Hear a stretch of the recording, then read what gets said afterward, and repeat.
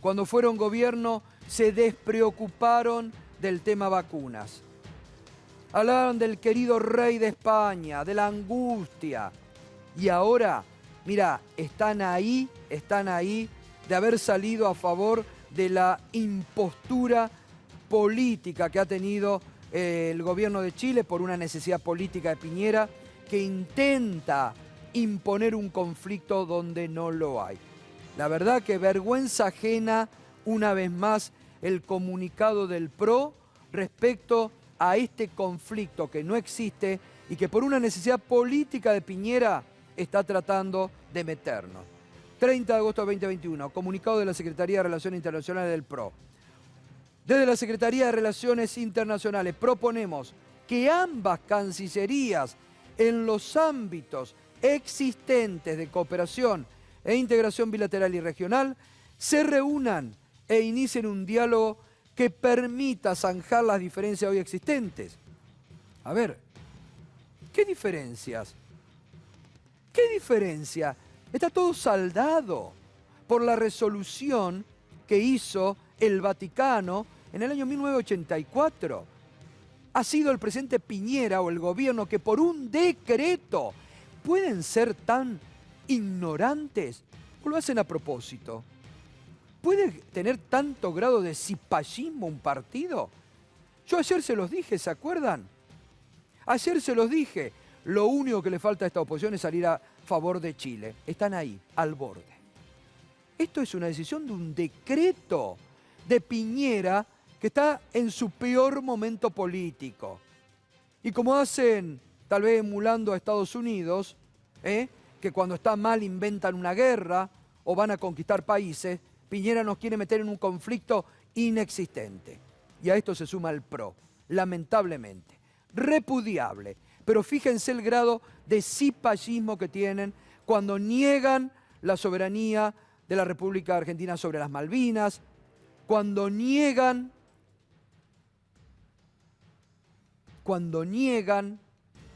otro tipo de soberanías, por ejemplo la política económica, cuando le entregaron la soberanía política económica al Fondo Monetario Internacional para que a gusto y a piacere de Christine Lagarde hicieran las barbaridades que hicieron en la Argentina. Muy bien, esto le responde hoy el canciller Felipe Solá, El PRO ha puesto en un plano de igualdad el reconocimiento de la ONU de los derechos argentinos sobre el mar Austral con una decisión unilateral expresada en un decreto presidencial de Chile. Reniegan de nuestros derechos dejando de lado los intereses de la patria sin palabras. La verdad, impecable la respuesta del canciller Felipe Solá. Enseguida está Aníbal Fernández, lo mismo, Fernández Aníbal, no sé por qué me salió de atrás para adelante. Aníbal va a estar hablando, vamos a estar hablando de estos temas, vamos a estar hablando obviamente de la coyuntura y enseguidita vamos a estar yéndonos a Chile para hablar con Marco Enríquez Ominami, que conoce la coyuntura para hablar y que nos explique de esta necesidad política de Piñera de inventar un conflicto donde no lo hay. Pero antes tenemos una última novedad, porque parece que Marcelo Sebastián D'Alessio se quiere arrepentir y apuntar contra sus ex amigos. Juan, buenas noches. ¿Qué tal, Gato? Muy buenas noches. Bueno, así es, de Marcelo D'Alessio a una semana de haber sido condenado en una causa por tentativa de extorsión contra Gabriel Traficante a 4 años de prisión, estaría analizando presentarse en el juzgado de Dolores para intentar arrepentirse, para volver a hablar, para dar las explicaciones que todavía están faltando y sobre todo, a partir de la ley del arrepentido, apuntar hacia arriba. ¿Sobre qué podría hablar D'Alessio? Bueno, lo que todos estamos esperando, que empiece a revelar sus vínculos con Patricia Bullrich, con el fiscal Carlos Stornelli y con la administración de Mauricio Macri y los servicios de inteligencia. Si te parece, vamos a ver lo que marcaba Marcelo Sebastián D'Alessio, el falso abogado. Yo te digo una cosa, por información propia que tengo. Marcelo Sebastián D'Alessio está queriendo hablar con los medios. Sí. Marcelo Sebastián D'Alessio está queriendo hablar con los medios. porque, por muchas de las cosas que vos decís, pero además porque se siente traicionado por Patricia Bullrich, por Stornelli y por Daniel Santoro. Es que le soltaron la mano, claramente. Bueno, entonces, D'Alessio está queriendo hablar con los medios, lo han parado, parece que ha recibido, no sé si amenazas, pero lo han parado en el intento de hablar con los medios. Yo hablé con alguien de su entorno hace algunos minutos antes de entrar al aire y le consultaba si efectivamente esto va a ocurrir y me dijo, siempre está con ganas de hablar. Pero lo han parado, pero lo han parado. Reitero, no sé si amenazas, tiene mucho para decir D'Alessio. Tiene mucho para decir D'Alessio. Conoce mucho de Stornelli, el fiscal procesado. Del que más conoce tal vez, ¿eh? Eran amigos. Stornelli le permitía, a ver si entendemos algo en la Argentina de hoy. Stornelli le permitía a Marcelo Sebastián D'Alessio sentarse en el despacho de un fiscal. Y esto no es joda, ¿eh? Irina, no es joda. No, a mí me parece que perdemos la perspectiva de la gravedad de las acusaciones contra D'Alessio por el paso del tiempo, ¿no?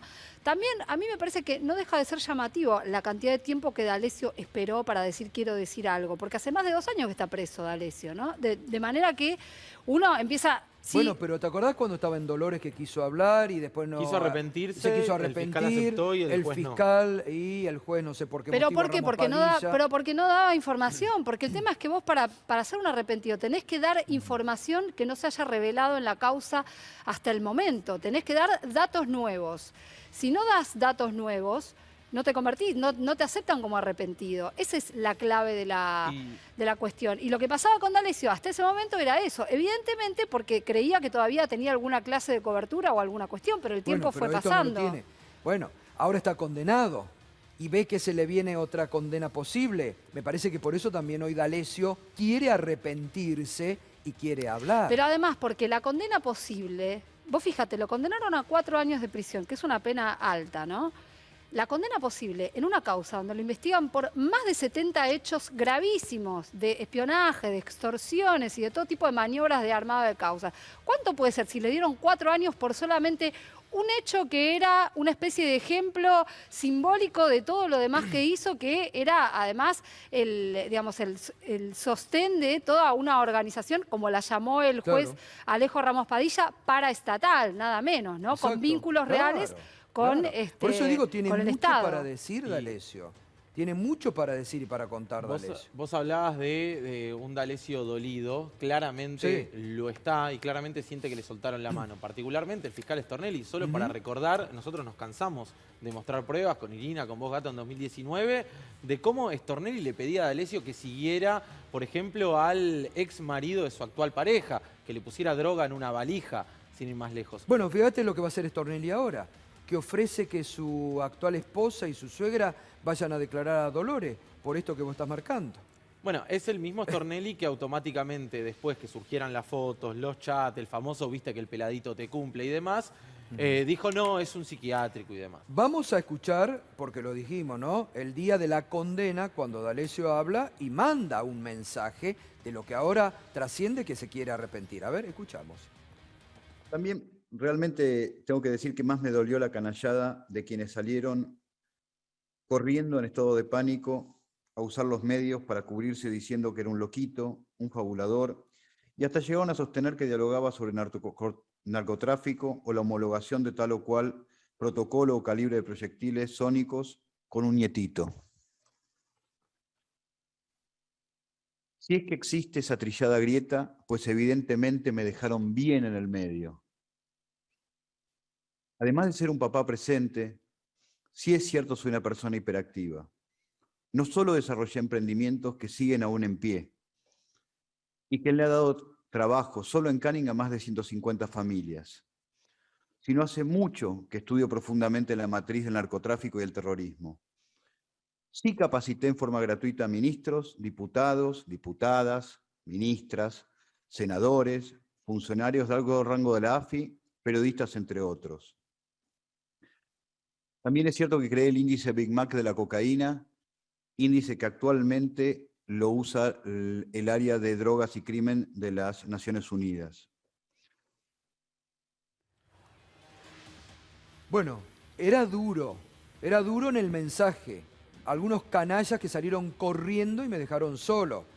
Yo creo que de esto quiere profundizar sobre los vínculos que tiene, horas compartidas con Stornelli en Pinamar, cuando tramaban extorsiones en conjunta, acá, cuando... Recordemos que le llevaba testigos. Sí, claro. D'Alessio le llevaba testigos a Stornelli, se lo anunciaba. El caso de Bruce Adobat, bueno, el propio D'Alessio se mostraba con Fariña y demás, y también tiene ingresos en el Ministerio de Seguridad. Nosotros lo mostramos También. en 2020. Bueno, la relación con Bullrich. Tiene ingresos registrados formales Total. en el Ministerio de Seguridad. Bien. Y ahí mismo lo decía, otros que decían que chateaban con el nietito. Bueno, está más que claro que chateaba con Patricia Bullrich. Muy bien, seguimos con este tema, lo vamos a seguir con mucha atención. Enseguida Irina nos va a contar sobre lo que se viene, ¿eh? El juego de la silla en la Suprema Corte de Justicia, donde el poder real empieza a presionar para poner otra vez o imponer un presidente de la Corte. Está muy, muy interesante. Irina tiene todos los detalles como siempre. Pero antes, se lo había prometido, nos vamos rápidamente a Chile. Estamos en comunicación con el estimadísimo Marco Enríquez Ominami. ¿Cómo andamos, Marco? Buenas noches. Bien, qué gusto estar contigo querido Gustavo, a la orden. Lo mismo, Marco, como siempre. Queriendo entender, la verdad que de un día para el otro, acá en la Argentina, sobre todo en relaciones que venían muy bien entre Argentina y Chile, y este decreto que firma el presidente Piñera, donde con un decreto quiere cambiar lo que ya se había solucionado en el conflicto del 84.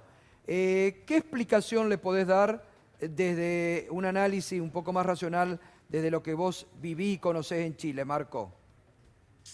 Yo creo, Gustavo, que Chile y Argentina somos, aquí sí que vale la palabra, países hermanos. Y las cosas van más bien que mal. Tenemos buenas relaciones. Quedan, entre comillas, cosas menores que distinguir, que acordar. Esta discusión debería darse, a mi juicio, en un ambiente de mayor cooperación. Por eso creo que mi crítica responsable es que fue un enorme error desarmar UNASUR, porque en ese contexto habríamos resuelto tantos desafíos. Y creo que es malo que en periodos electorales en ambos países se instale este debate. Es malo para ambos países. Pueblos que se quiebren, tú sabes que en Neuquén estamos llenos de hermanos chilenos y aquí en Chile tenemos muchísimos hermanos argentinos. Creo que esta agenda no es productiva y espero que ambos gobiernos actúen responsablemente. En el caso de mi gobierno, que tú sabes, yo soy férreo adversario de él, mido mis palabras y pido a mi gobierno cautelar que estamos en un año electoral, que no se transforme esto en el centro del debate presidencial, puesto nosotros en 80 días elegimos un nuevo gobierno en medio de un momento constituyente. Ahora, ¿usted cree justamente que por una necesidad política de Piñera que pone este tema para ver si puede resurgir de la ceniza y otorgar algo a su candidato?